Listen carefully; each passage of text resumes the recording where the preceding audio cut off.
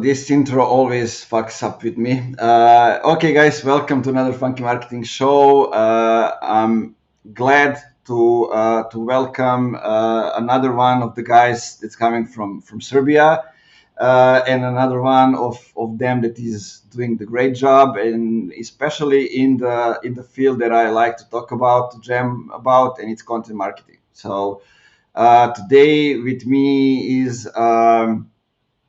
Let's use his English name, right? Ugi Djuric, who has founded the content agency, which is called Contenthorse, because he's in love with horses and riding, those kind of stuff. I'm sure he'll tell us something about it.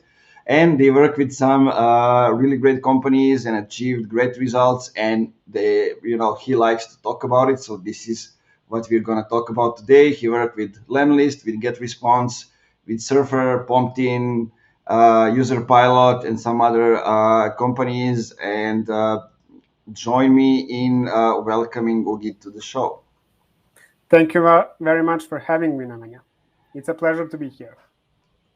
Yeah, likewise. Thanks for all the promotion and everything. Seems like LinkedIn is giving me some limits when it comes to inviting people to the events, and they changed something last night. So still need to catch up on the updates when it comes to LinkedIn events, streaming, and all those other things. I think they might be giving us chance to go live stream directly from LinkedIn. We'll see what's going on about it, but tell me, what did I miss in telling a few things about you? Yeah, so the intro was very good. Thank you very much about that. In the nutshell, Contenthorse is an all-inclusive content marketing agency that works mainly with B2B SaaS brands. When I say all-inclusive, I mean that we cover literally every aspect of content marketing, from ICP research to content writing, guest blogging, content distribution, and so on. Our client portfolio is, I'm very proud of it. So we have some really great. You should be. I mean. And the one thing, although, that you missed is that besides Contenthorse, I'm also a co-founder of Podino, a podcast booking agency where we aim to make business experts become a thought leaders in their field by placing them to speak on the best podcasts in their niche. So that's pretty much it. I'm on this guy. That's interesting, and I want to get to that another company at one moment as well. But let's start with there was a funny meme on your profile when you said you are a good leader when your team members start making memes out of your silly meeting faces, and it relates a lot with the way I see the company culture building and those kind of things. I had even me recording videos of me dancing during the pandemic and those kind of things. And I actually presented that to the, Nice Gazpromet and some other companies, and they really liked it. And they used it as a showcase to show how CEOs should change the narrative and everything, because I think that the culture and everything starts from the founder, from the CEO, and then it evolves as you involve other people inside the company. So tell me a little bit, how do you see the company culture? Yeah, definitely. So essentially, when you what I think that many CEOs and founders out there get wrong is that whenever you are, whatever you achieved in business, in your career, in your life, that's mainly because of your employees. Or let's say, I don't like that expression much. I prefer to call them teammates or colleagues. Yeah. And when you set the things like that way, then it's clear that you need to work as much as you can to improve your company culture, to create a space where people enjoy working together, to create relationships with your teammates, because at the end of the day, we spend, although we are all remote, we spend more time working with each other every day than spending a time with our families, right? So at the end of the day, every company should be as a family itself. right? We are there to support each other. We are there to help each other grow, to help each other in difficult times, especially this entire situation with COVID taught us a lot of things. There were moments where my agency, as like every other business, had some, let's say, downtime, some consequences during the pandemic, and especially during the first wave. I think it was like 2 years ago. Contenthorse was working mostly with freelancers rather than full-time employees. And since we've lost like 30-40% of the clients, I didn't have like need for some of the freelancers, but I created them some imaginary tasks, gave them some content that I really never published, but I gave them to write and gave them like $300, $400, $1,000 just so they can survive through this situation. And that's essentially what every company is about. It's about giving back to its teammates, giving back to its community, to the country, to the causes that we care about. And at the end of the day, as I mentioned at the beginning, like a company can't be successful without successful teammates, right? So if the people enjoy working there, it's more than a salary, right? So we at Contenthorse, like we mainly employ people from Serbia, from the Balkans, from the Eastern Europe. And to be honest, our talent can go and work for some American companies and earn 2 times, 3 times more. But at the end of the day, those internal things, those internal jokes, the relationships that we have with our teammates is what keeps us together.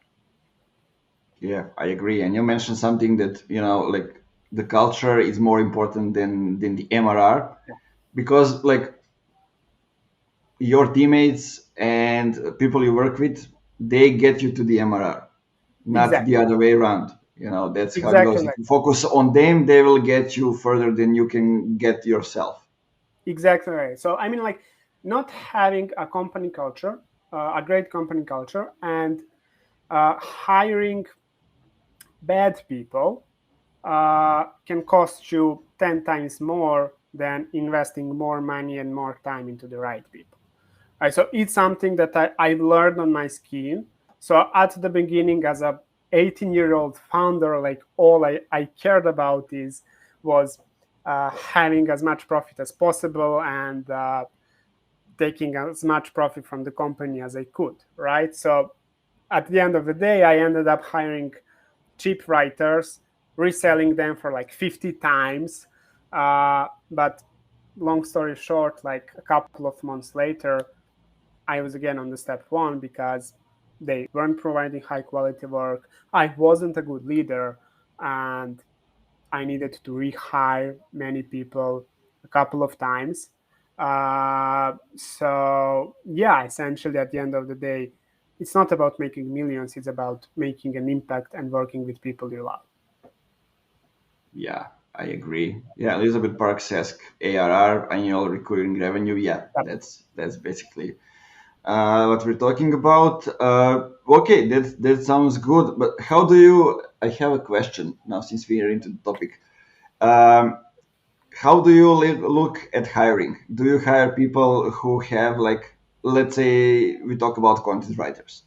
Do you hire people who have the talent but not much of a technical knowledge, or you go the other way and hire somebody who has a technical knowledge and magically get the talent? Because in my opinion, you cannot get the talent if they don't have it right away, but Yeah. from the technical aspect, this is something that you can work with them on.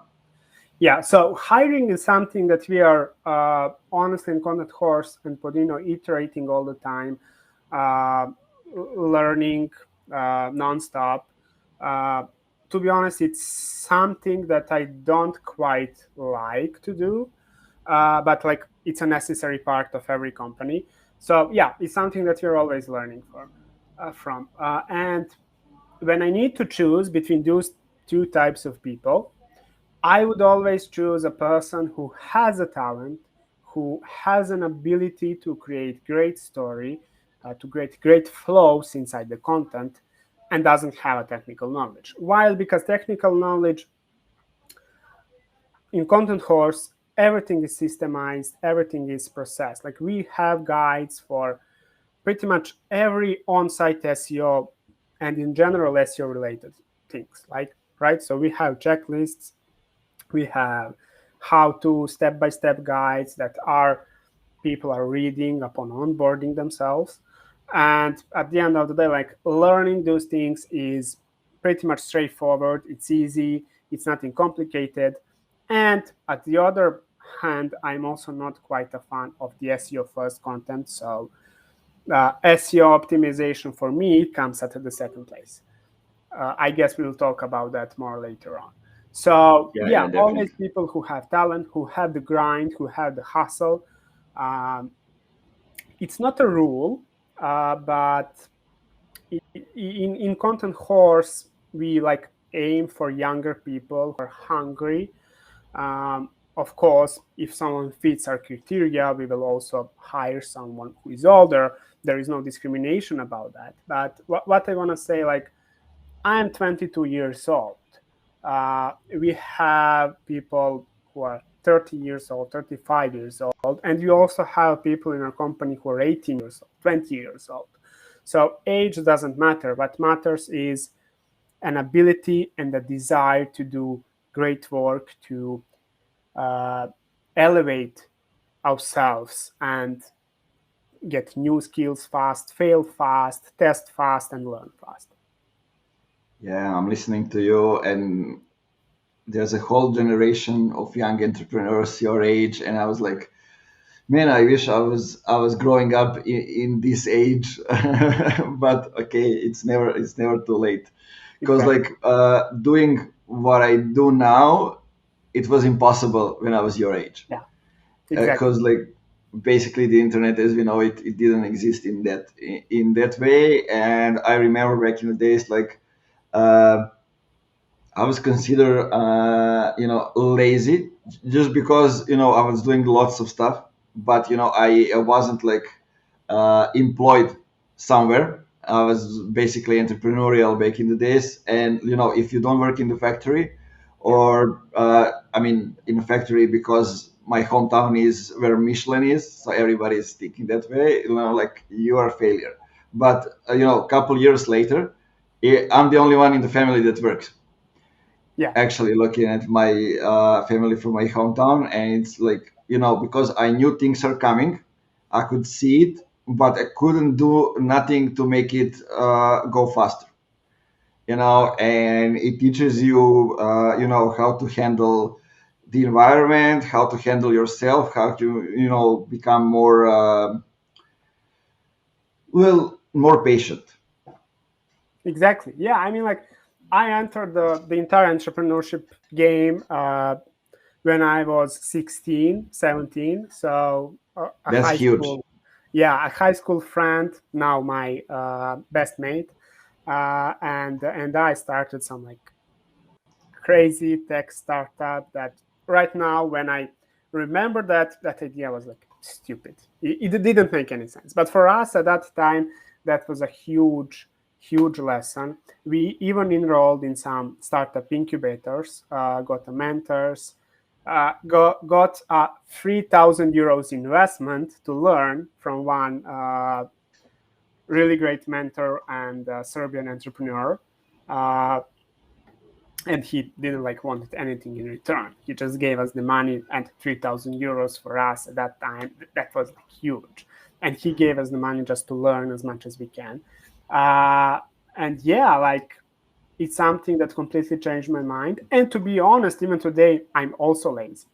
Like sometimes if I don't feel like I want to work, I won't work.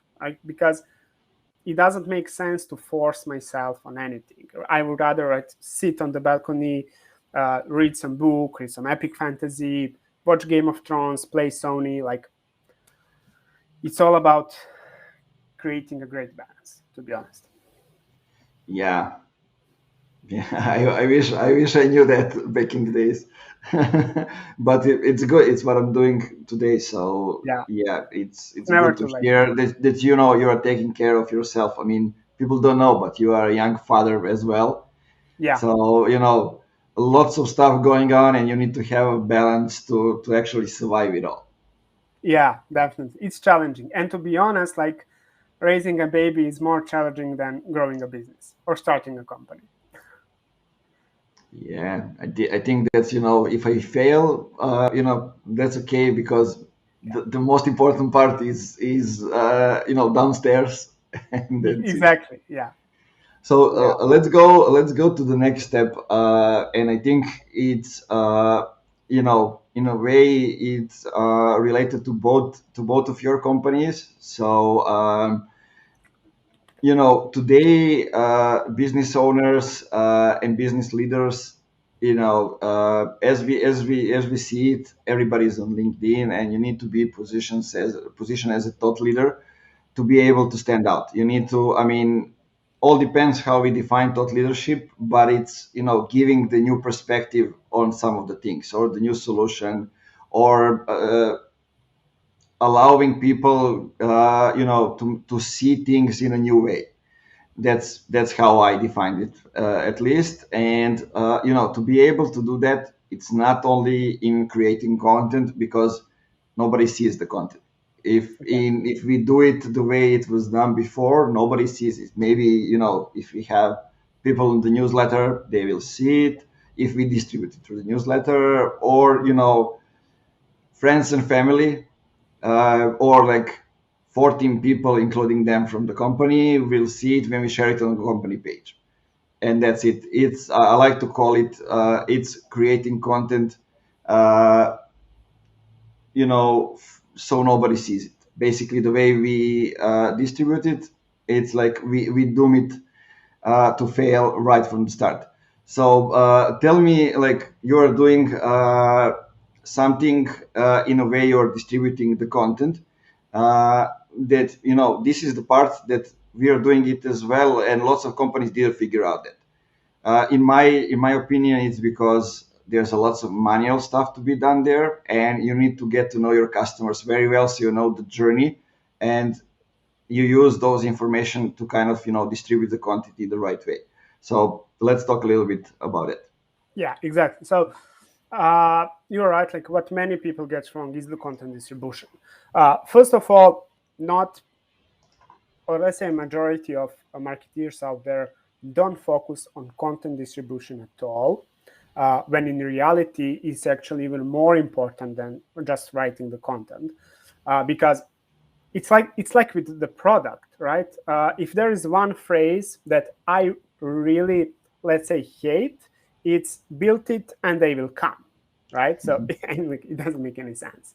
Uh, there is no sense in writing great content and just publishing it in your site, hoping that someday it will rank on Google without distributing it. So that's the first part. And then the second part, 90% of people who actually do the content distribution, so who invest time, they do it the wrong way, right?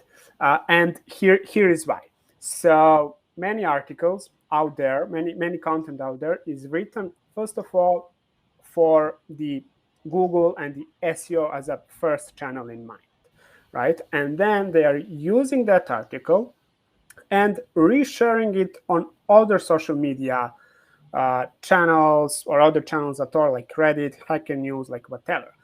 And that's some sort of okay, but what's the problem there? The problem is that that article is written for a, let's say, search intent, right?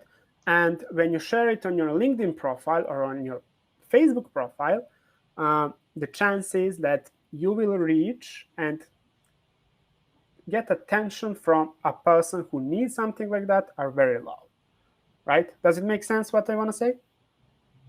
Yep.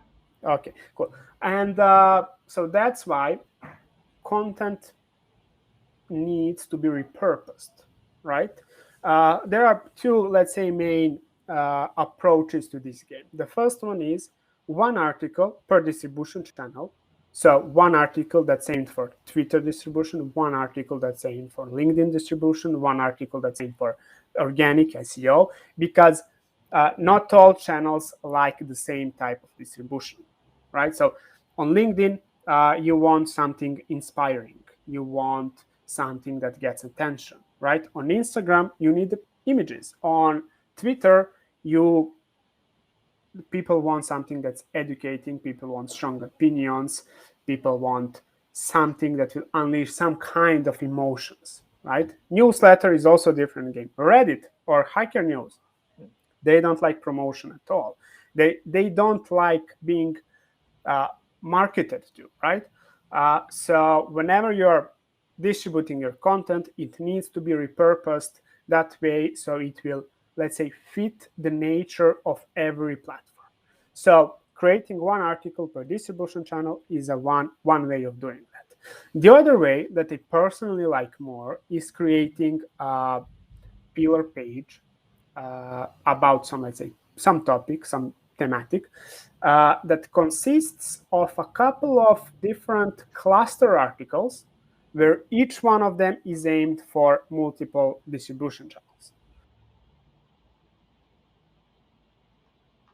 Right? Mm-hmm. And essentially fail is they just take a URLs and reshare it on different channels. Like that's not the way of how to do that, right? So you need to create, let's say, images and graphs for communities. You need to take like one long article and create 5 in-depth Twitter threads, where one Twitter thread is like talking about one section of your article, right? So you can also create your article and create a YouTube video. You can take your article and create like 5 or 6 shorter 1-minute videos for Twitter, for LinkedIn, for Instagram, for TikTok, or I think TikTok is more of 50-second, 20-second video, something like that. It depends. It has couple of lengths that you can choose. Yeah, I'm not quite a fan of TikTok. I mean, I started using it, but after 5 days, I realized that I'm spending 5+ hours on the platform. So I deleted it immediately. But essentially, like, one piece of content can be distributed and repurposed on infinite times. And another problem that I see is that people do the distribution once, when in reality, they can do it all the time. And another great strategy for distribution is also a pre-launch. It's something that we used to do a lot in Lemlist and Lampod.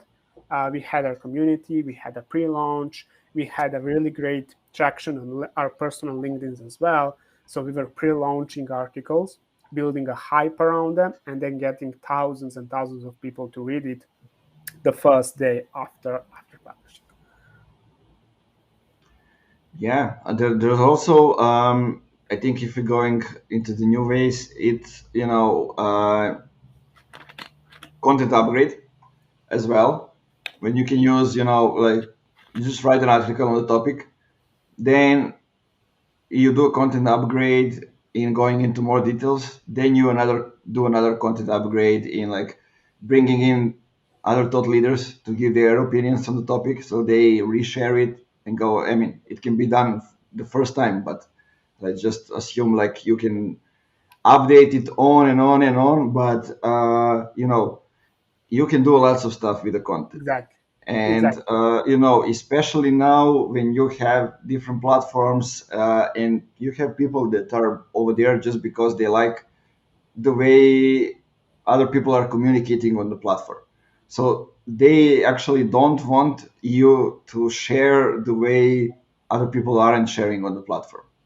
Because I'm here, like I'm on Twitter because I like the way people are communicating on Twitter, or like I'm on Quora because I like to read the answers. I like to answer, or I'm on Reddit because I like some stuff that nobody else knows about, and I like to dig up stuff. Those kind of things. So basically, it gives us back to you need to know who your customers are, who your ICP is, and then you need to know how to solve their problems. When you know all of that, you actually merge it and you get where they are, and why are they there. I think that's actually more important than where they are. It's why are they spending time over there. Exactly. I mean, like, the first, that's also something that many people miss out, which is a huge mistake. The first thing that we do whenever we are starting to work with a new client is an ICP research and finding that content market fit, right? So finding out what type of content our clients' dream customers care about, where they hang out on the web, what communities they visit, like, so we can, of course, plan the distribution the right way. So there is a framework that we have developed. I can share it with you later, so you can share it in your community. A set of like 10 questions aimed for four groups of, let's say, segments of people. The first one are the sales reps. The second ones are the account managers, customer support, customer success reps. The third one are the power users, so the existing power users of our client. And the fourth one are the majority users of our client, right? And we ask them a couple of questions. Of course, like, we follow the conversation. We jump on a quick 50, 20-minute video call, ask them these questions, follow the conversation, ask them sub-questions if necessary. And then at the end of the day, we do the analysis of the all 20, 30 interviews that we've conducted. And we get a couple of results. The first one is how aligned are the sales team and the success team, right?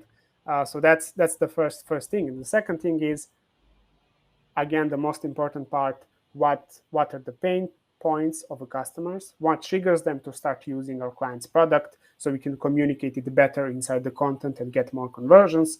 And the third, what type of content they care about, what type of content they consume, and where they hang out. So yeah.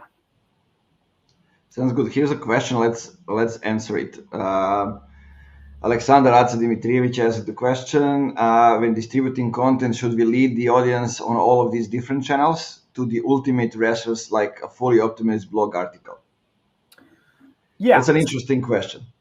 Yeah, definitely a very good question. Or should the CTA be different, although the content topic is the same? Mm-hmm. I would say in these types of situations, test out what works.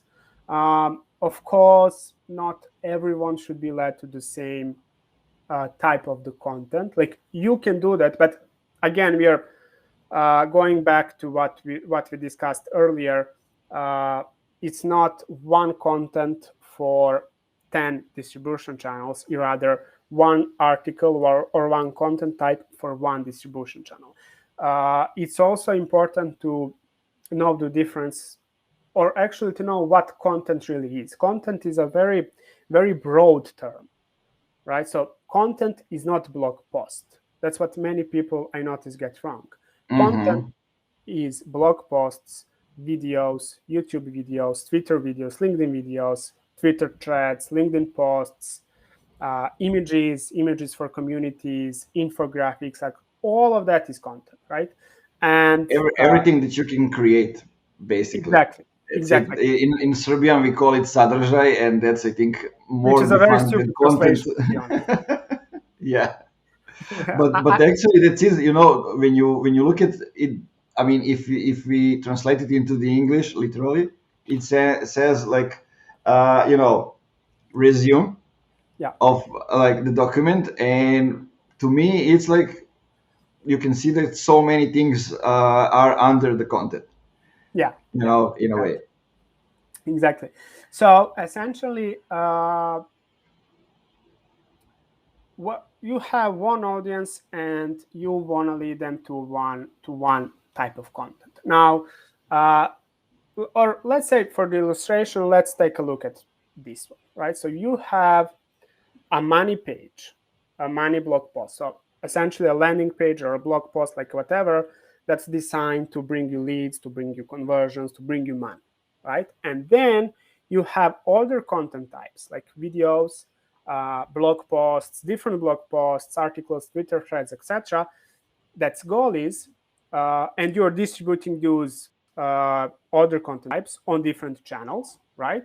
So the goal of distribution is to bring your audience on those clusters, so those other content topics. And the goal of those content topics, blog posts, videos, etc., is to bring your audience on the money page, where they will make a conversion and leave you the money. Now that money page, of course, depends on your business model, product, whatever it is.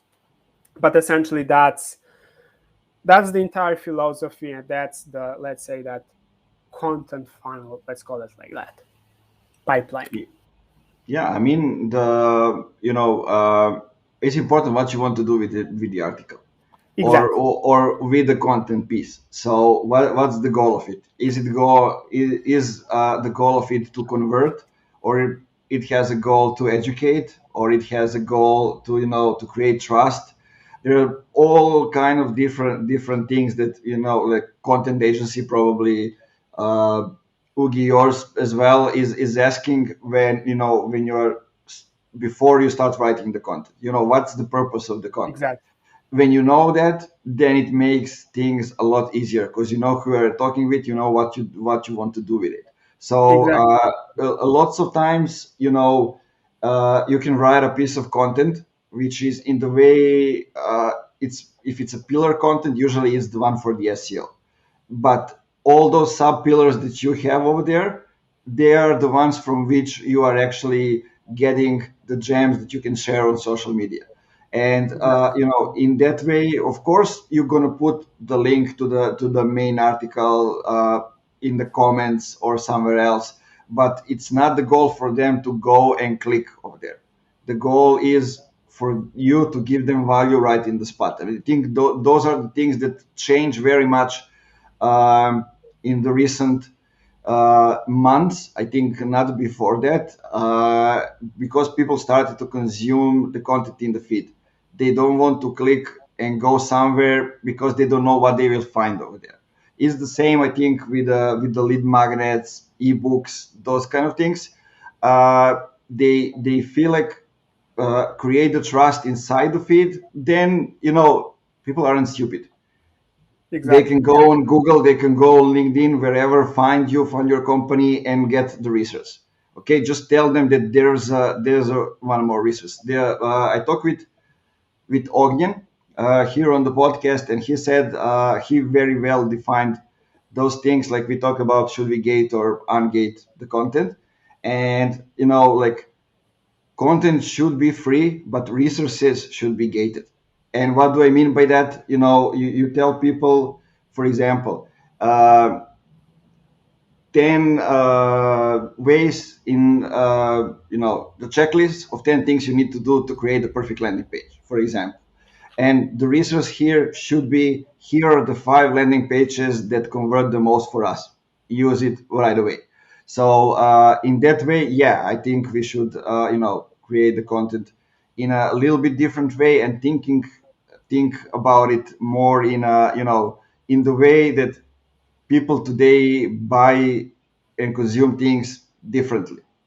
We all have limited time. I mean, look at you, like you have a baby, you like to ride a horse, you have the agency to manage, and still, you are young and you want to create things and be even better in what you do.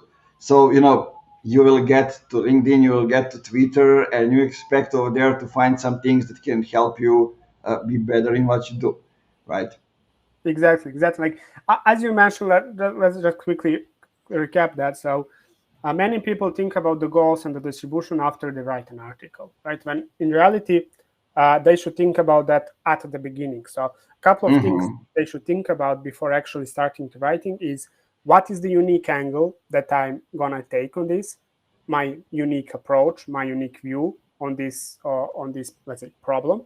How am I gonna distribute this content? And at the end of the day, what is the goal? When it comes to the goals, to be honest, there are, let's say, only 2 goals that I accept, let's say like that. The first one goal is to build a hype, to improve your brand awareness, and the other goal is money.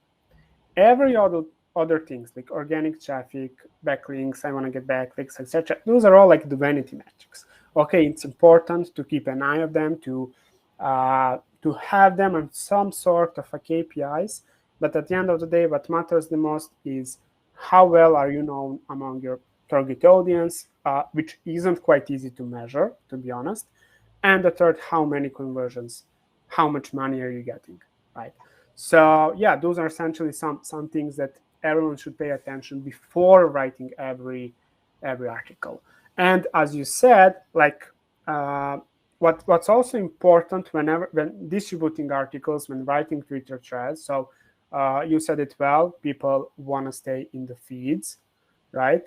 They want to stay in the feeds. But what's also important is to have your, let's say, own style, to have your own voice, something that will make you recognizable among the competition. Why? Because let's say you have 15 people who are tweeting 100% same things, right? And you have an audience of like 1,000 people. They might engage only with one guy, even if like all 15 tweets are 100% the same. Why they will engage with one guy? Because they have an affinity towards that guy, right? So they respect him, they love him, they recognize him, his voice, his style whenever they go. And that's also why it's important to distribute content among other channels, so you can build an affinity with your target audience. Yeah, well said. I like the example. So basically, what we are saying here is, that we should write for the people, and for the Exactly. know who we are writing about and write for them, not for the SEO, not for the engine. Because, like, to give an example, we're working a lot with SaaS companies. You work with SaaS companies as well. Lots of them are having new products that are something totally new. So in lots of cases, they don't want to have content. It's not the goal for them to be found on Google, because people don't go to Google to find them something.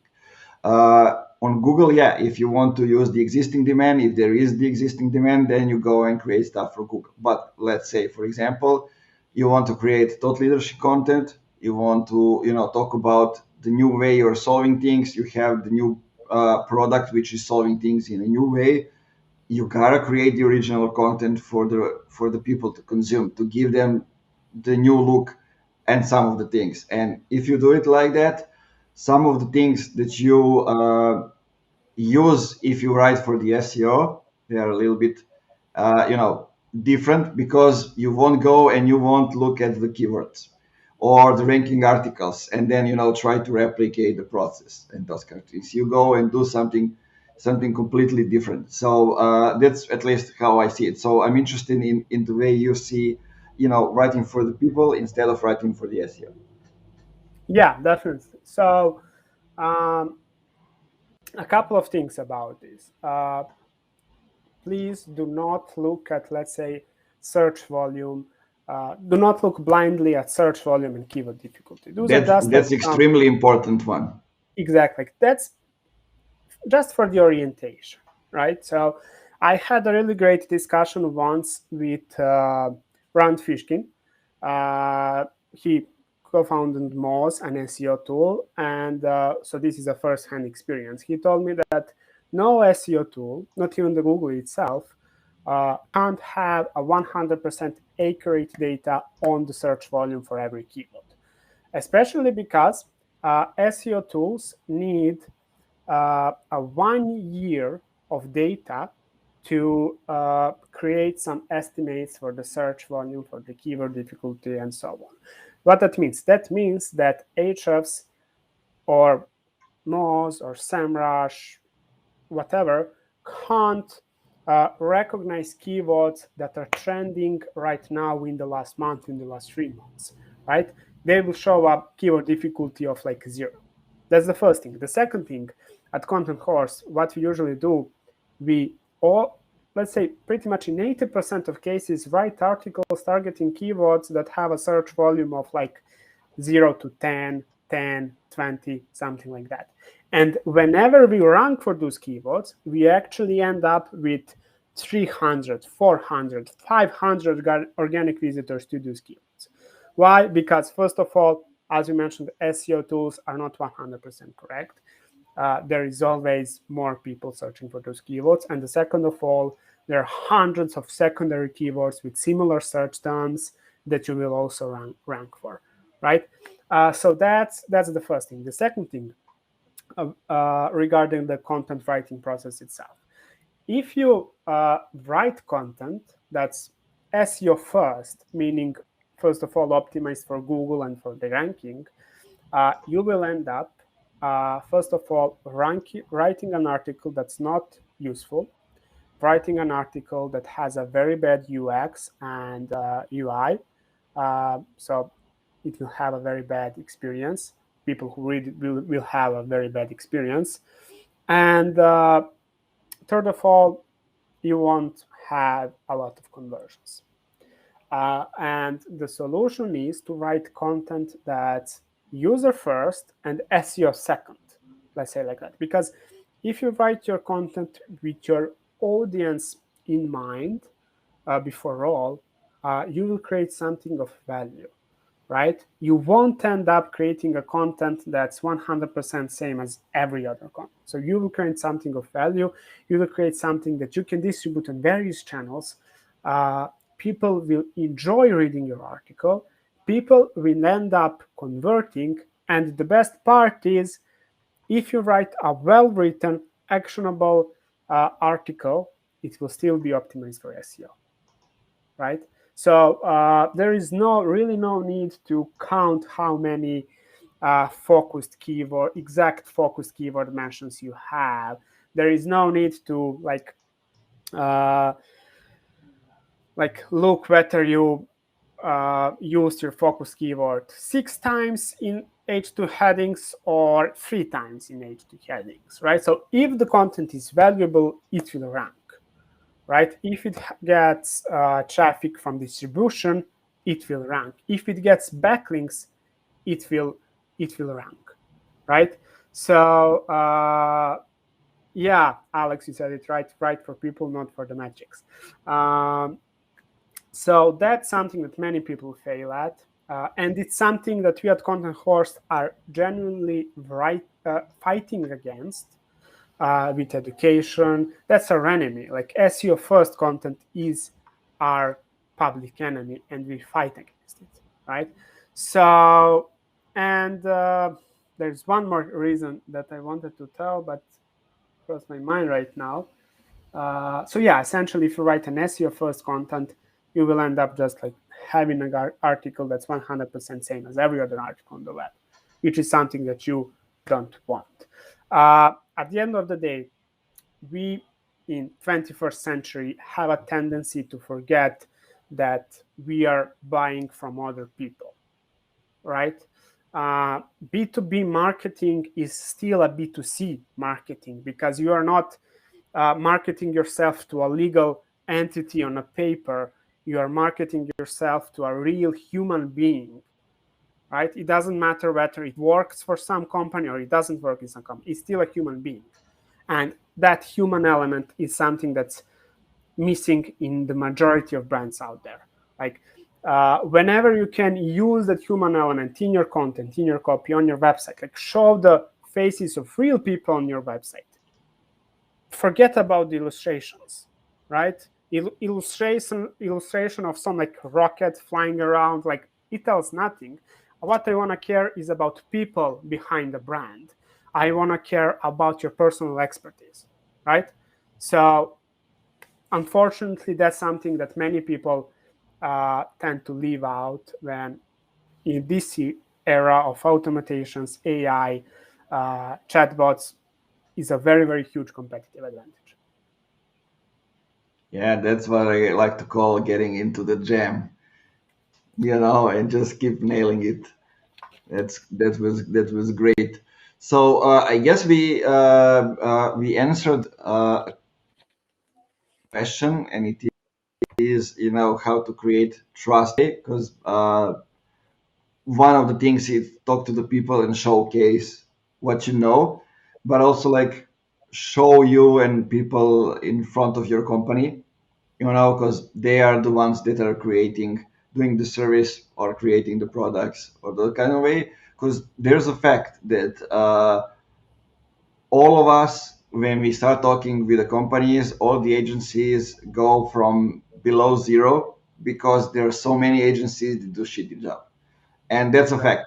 I mean, there are so many of them, and that's just something that happens. And to be able to to eliminate the gap and start at least from zero, then we need to show what we can do, why are we different, all those things. So I'm interested, what are you doing regarding that? And I know that you are preparing some of the things that are coming in the near future as well. Exactly. So one of the mistakes that I really regret making is not focusing on my personal brand earlier, right? Because it's like that famous quote: "If the best time to plant a tree was yesterday, the second best time is today," right? So essentially, as we say, like, people buy from people; they don't buy from companies. So people need to trust you, especially if you want to sell high ticket services like we do, right? If I want to sell a $10 a month product, or even like $100 a month product, like, that's still a very cheap, right? So it's good to have a trustworthy brand, but it's not necessary, right? But if I want to sell a service that costs $5,000 a month, $10,000 a month, like that's a lot of money. And people need to really be in love with our brand, in love with our content, in order to buy from us, right? So essentially, there is something also from Rand Fishkin that I really like, and that he calls it an influence brand. Not an influencer, but rather influence brand. And the way to create an influence brand out of yourself is by sharing value, is by being honest, is by being real, right? So for example, one of our, let's say, brand identities in Lemlist that we created was be real, no bullshit. Like, we failed, talk about that, right? We had a success, let's talk about that, right? Here is what we did wrong, here is how we screwed up, and here's what we learned from that, right? People love honesty. People don't like other people who are not realistic, who lie. Like, in a majority of cases, that can be seen from the spot, right? You can detect, let's say, people who are fake from the second that you see their profile picture, right? So essentially, if you want to become a thought leader, if you want to build a trustworthy brand out of yourself and your company, what you need to do is you need to, first of all, walk what you talk. You need to eat your own dog food. You need to share as much value as possible. So don't bother yourself about things like, hey, he's gonna steal our framework, he's gonna steal our processes, or if I give our framework for free, like, they won't hire us, they will do it yourself. They won't do it yourself. They will still hire you, right? Because they think of you as an expert, and they don't want to mess up, right? I mean, they can try to do it, and then they will see it's not that easy, actually. Exactly. Or they will do that, right? But 5 months later, they will hire you for something else, right? So it's all about making trust, and it's all about being in front of your target audience, right? It's all about speaking to your target audience on events like this one, on podcasts, on Twitter, right? So that's how you build an influence brand. That's how you position yourself as a thought leader. And the third thing is, in order to be, let's say, recognized out of the bunch of other people's, right? You need to have strong opinions, strong takes about something, right? That's why, for example, writing some tweets that, let's say, fight against some general beliefs tend to perform really well, or content about that, right? And again, you need to have an enemy. Hey, for example, was an enemy of email, right? Slack also had an email as an enemy at the beginning, right? Their core messaging was, we kill email. And that's how they launched a product and how they got a world-class PR, right? So essentially, that's pretty much how you build a thought leadership brand and influence brand. Yeah, I mean, basically what you said is, you need to have a strategic narrative and know Yeah, why are you doing things. Now, just to clear out for the people, I'm sure that they understood right, but I want to make sure that they really do. Is Ugi is not talking about calling up people just for the sake of calling up and being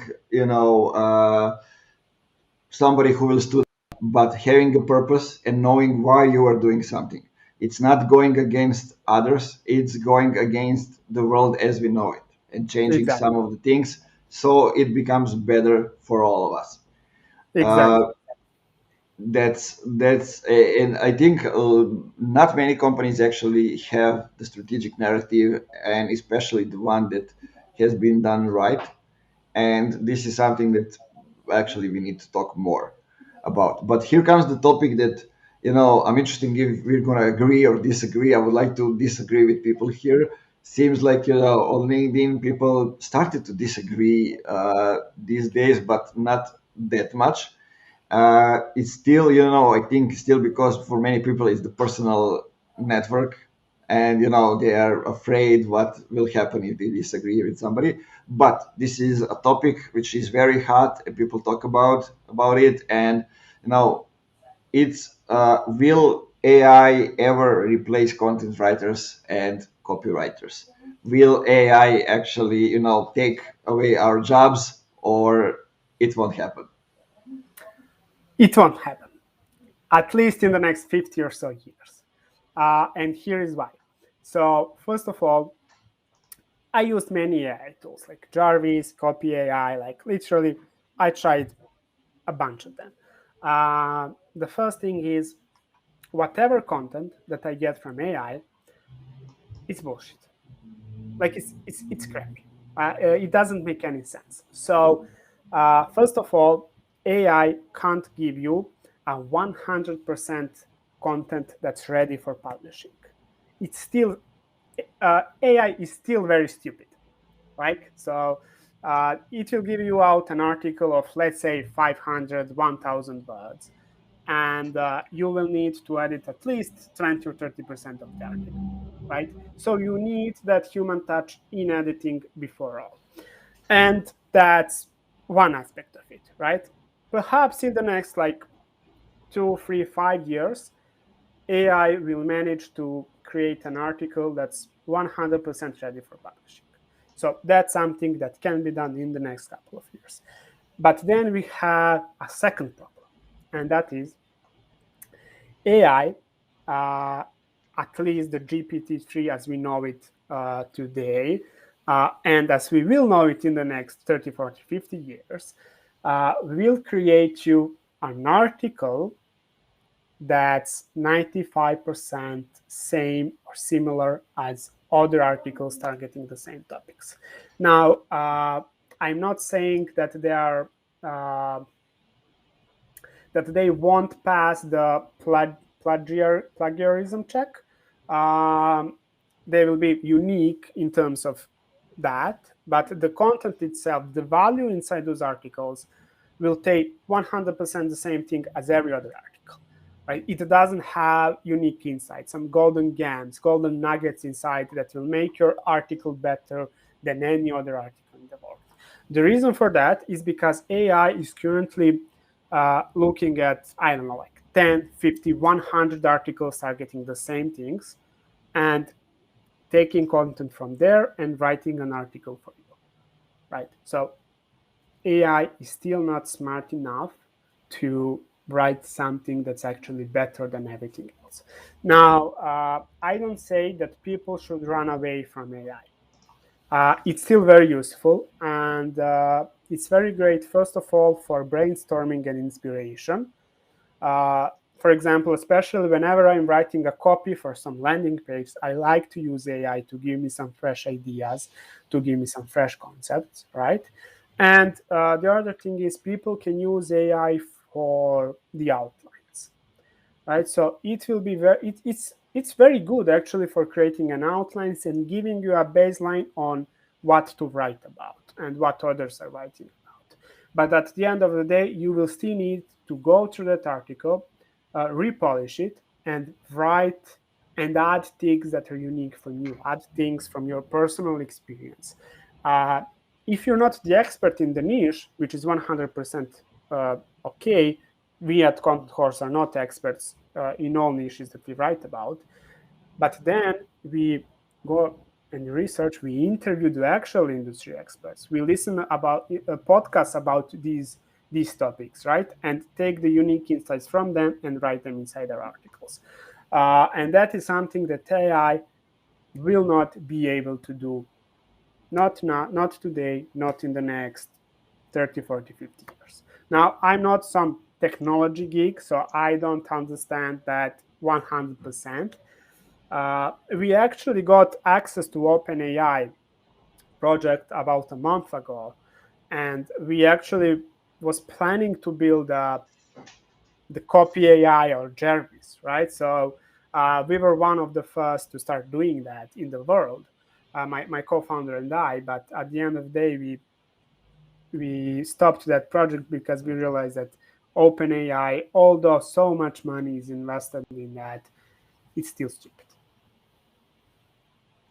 Yeah, well said. I think I agree with everything, unfortunately.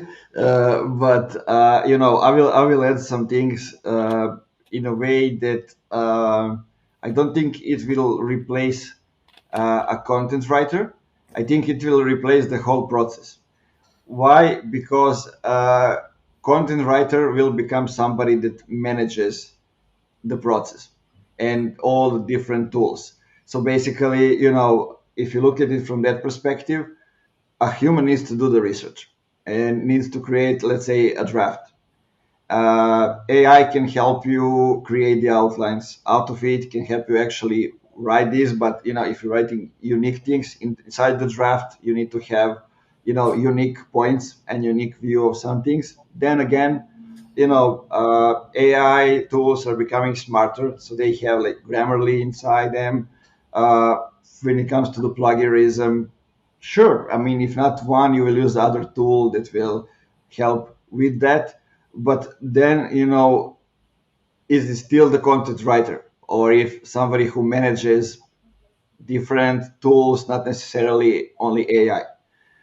So I think this is the thing that will change. The jobs will change, and the job descriptions will change in a way that if we don't need people to write the whole article, then we will need people with knowledge. They can do a good research and they can provide unique perspectives. So we need the leader in the field, a professional that can give unique insights for that, and then we can craft an article around it.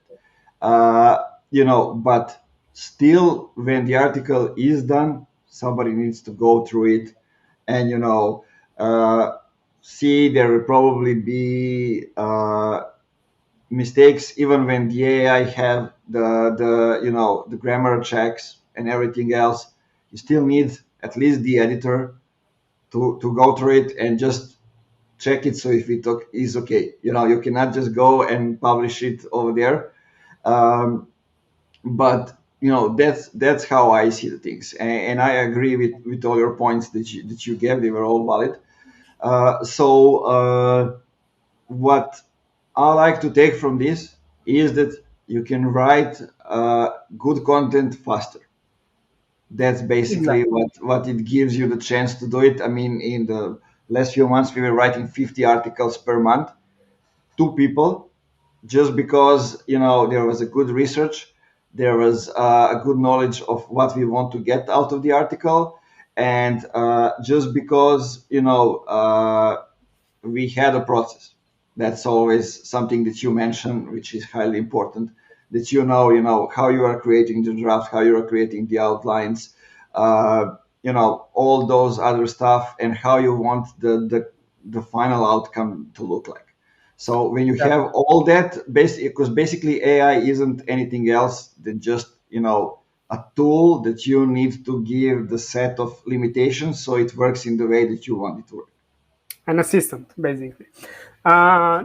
So to be honest, I also believe that in the near future, in the next perhaps 5-10 years or even sooner, we will have a situation where 80 or 90% of the content on the web, articles on the web, are written by an AI. Yeah, I definitely, think I agree. that's definitely possible, especially when we have some so 100% legitimate. Perhaps it works.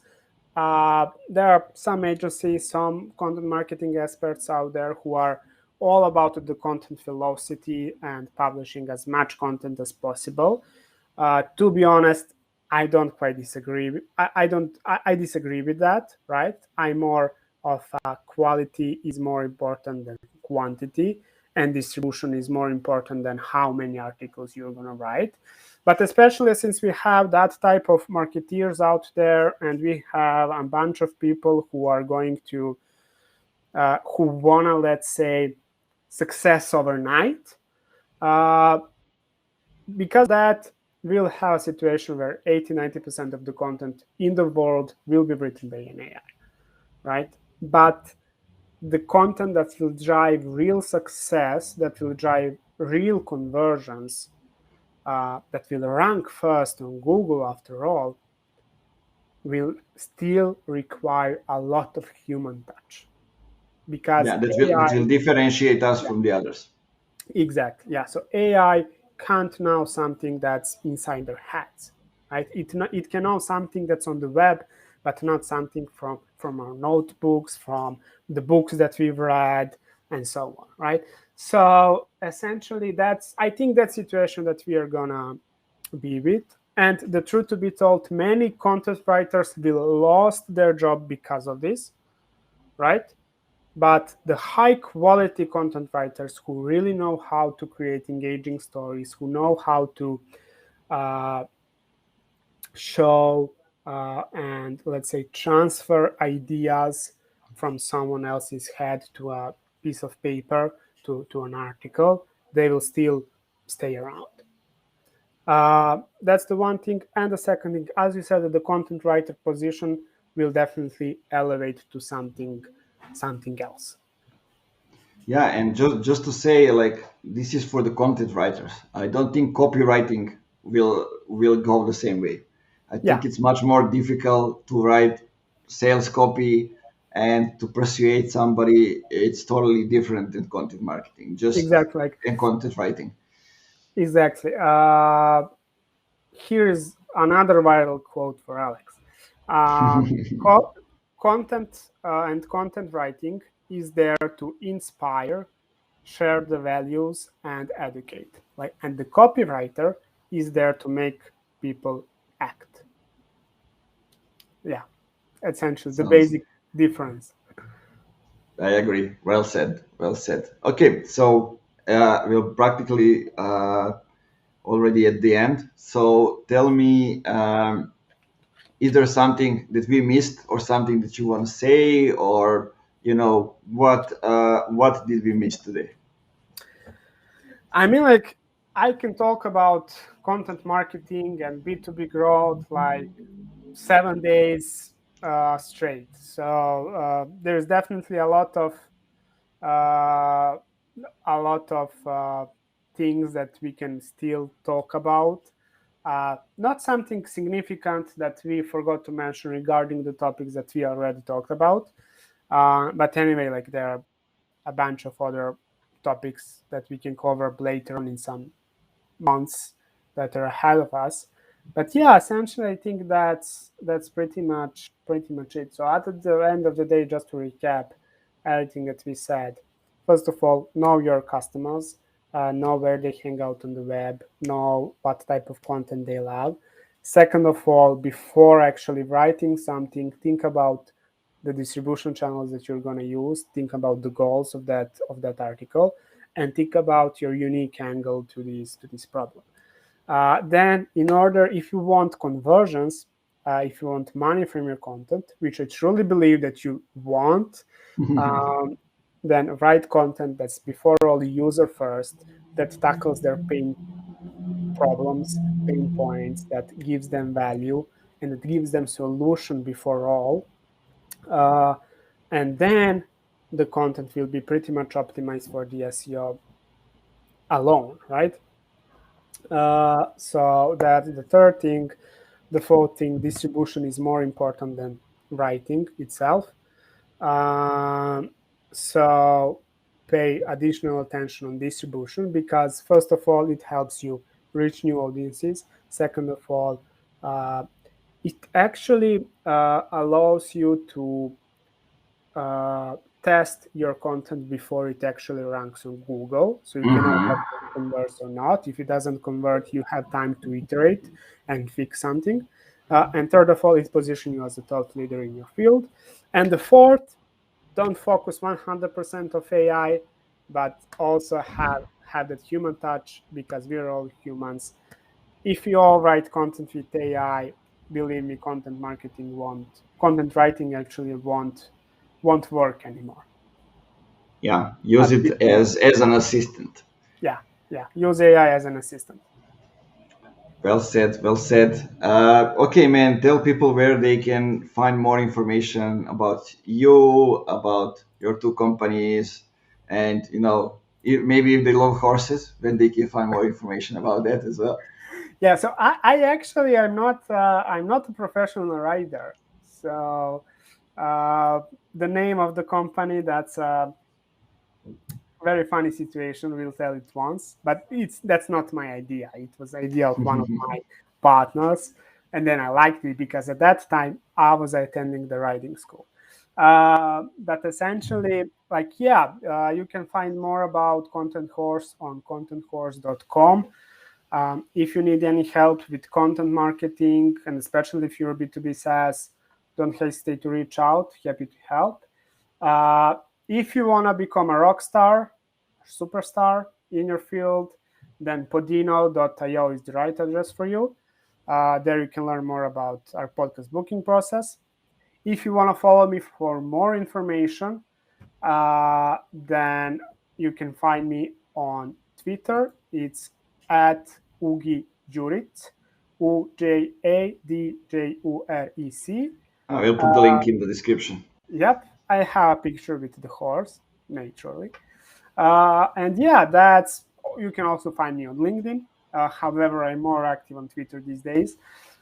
So yeah, that's pretty much it. If you have any questions, happy to help as much as I can.